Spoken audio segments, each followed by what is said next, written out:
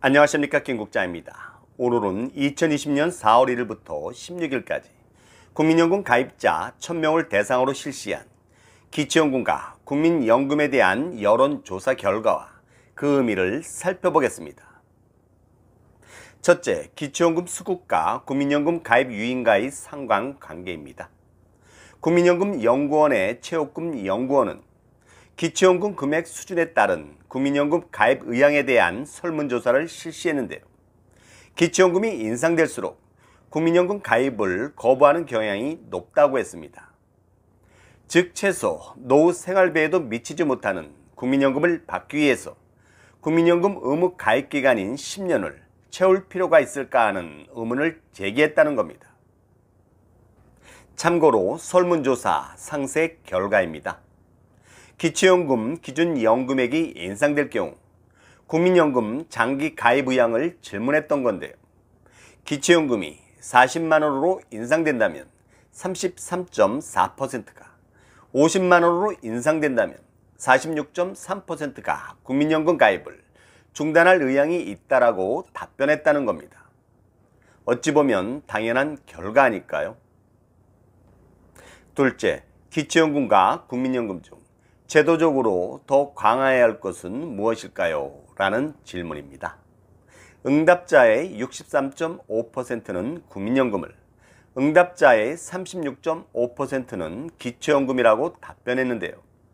응답자의 특성을 고려해보면 40대 이상이거나 임의가입자, 즉 비교적 소득이 높은 분들은 국민연금 강화에 무게를 뒀다면 20, 30대거나 납부예자, 즉 비교적 소득이 낮은 분들은 기초연금 강화에 무게를 뒀다는 겁니다.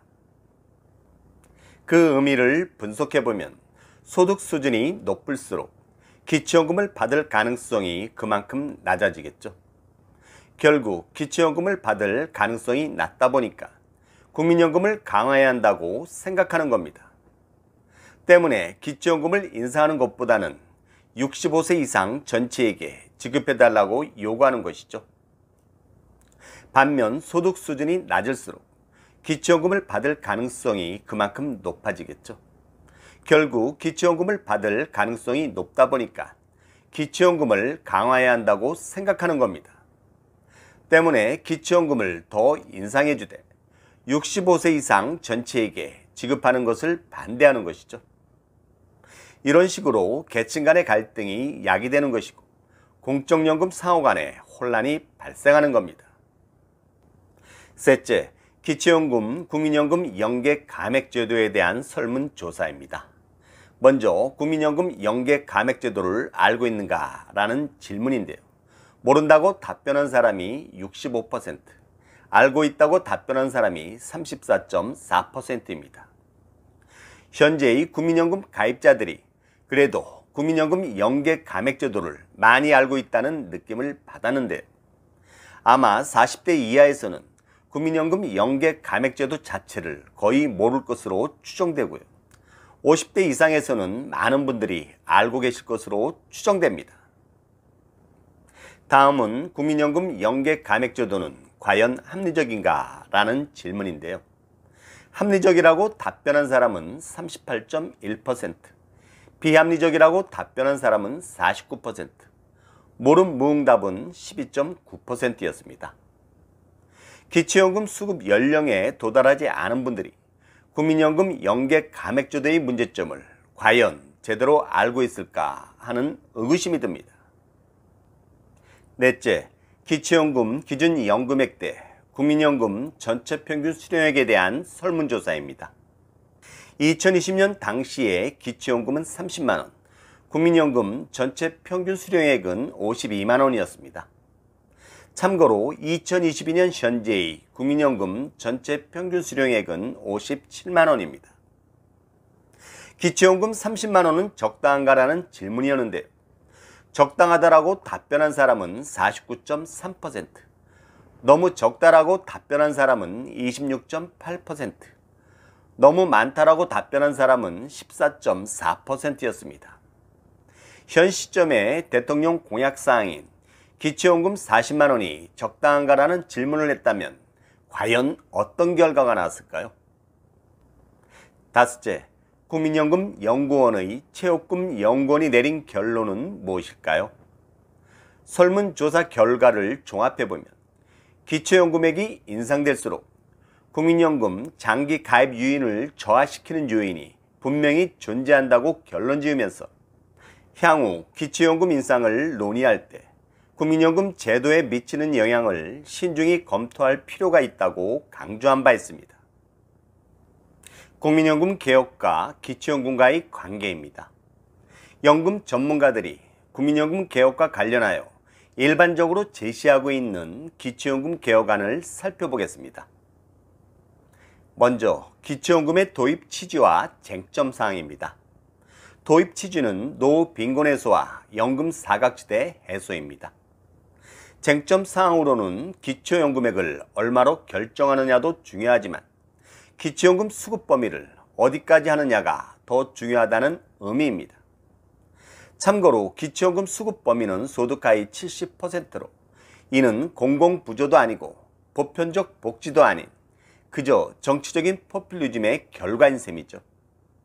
따라서 기초연금을 받고 있는 70%와 기초연금을 못 받고 있는 30%와의 갈등이 유발되고 있고 국민연금과의 마찰이 생기는 등 공적연금 간의 혼란이 야기되고 있습니다. 상당수의 연금 전문가들이 제시하는 기초연금 개혁안의 두 가지 모델입니다. 첫째, 저소득층만을 대상으로 기초연금액을 인상하는 방안인데요. OECD 권고처럼 노후 빈곤율 수준인 소득 하위 40%만을 대상으로 기초연금액을 집중 지원하는 방식입니다. 저소득층에 집중 지원함으로써 노인 빈곤율 해소를 위한 재정 가성비가 높아질 것이고 계층 간의 갈등도 다소 완화될 수 있으며 국민연금과의 마찰도 다소 줄어들 겁니다. 문제는 이제까지 기초연금을 계속 받아오셨던 소득 하위 41%에서 70%까지의 불만을 현실적으로 잠재울 수 없다는 겁니다. 둘째, 65세 이상 전체 지급하되 소득 수준에 따라 차등 지급하는 방안인데요. 기존 수급 범위 70%를 차라리 100%로 확대하되 재정 또는 미래 세대가 부담된다면 소득 수준에 따라 기초연금을 차등 지급하되 저소득층에겐 더 많은 금액을 지급하는 방식이고요.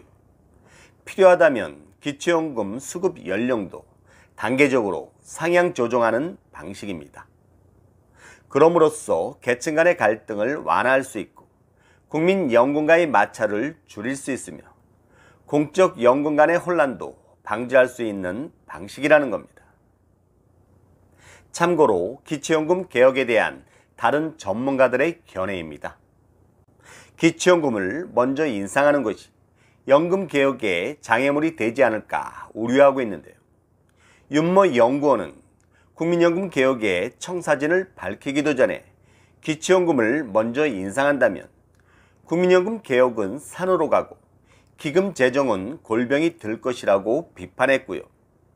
연모 교수는 기초연금을 40만 원으로 인상하는 공약 철회가 최선이지만 정 어렵다면 기초연금을 차등 지급하는 차선책을 마련하는 것이 노후 빈곤도 개선할 수 있으며 재정 부담도 줄일 수 있다고 언급했습니다. 양모 교수는 기초연금을 올리더라도 중위소득 50% 이하의 빈곤 노인에게만 한정적으로 인상하는 것이 좋다라고 언급했습니다. 참고로 복지 선진국인 스웨덴의 기초연금입니다. 65세 이상 100% 지급에서 70세 이상 100% 지급으로 수급 연령을 상향했고요. 다시 70세 이상 50%로 수급 범위를 축소한 바 있습니다. 우리나라도 초고령화 사회 진입 등으로 인한 재정 문제가 심각해질 겁니다. 따라서 중장기적으로는 스웨덴 방식으로의 변화가 불가피해질 것으로 예상됩니다. 마지막으로 기초연금의 출발은 노후 빈곤과 연금 사각지대를 해소하는 거지만 그 기본 취지가 이미 퇴색됐고 정치적 포퓰리즘으로 변질됨에 따라 계층 간의 갈등이 심화되었고 국민연금과의 마찰을 야기하는 등 형평성 시비가 끊기지 않고 있다는 겁니다. 이제 곧 구성될 공적연금 개혁위원회에서 잘 정리되기를 바랄 뿐입니다. 이상으로 국민연금 전체 평균 수령액은 57만 원인데 공짜로 받는 기초연금은 64만 원. 여러분의 생각은 어떻습니까? 에 대해 살펴봤습니다.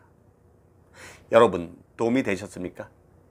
도움이 되셨다면 붉은색 구독 버튼과 좋아요 그리고 알림 설정 꼭 부탁드립니다. 좋은 방송으로 보답하겠습니다.